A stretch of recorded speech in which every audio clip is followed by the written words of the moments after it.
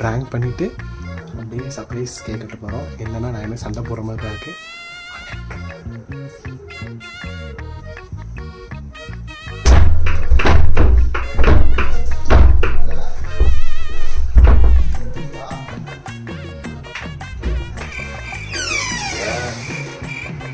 Five minutes later.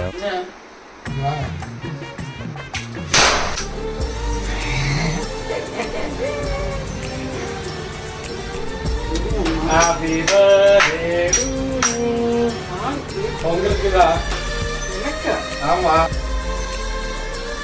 இந்தா. அதுக்கு தான் பார்த்தா.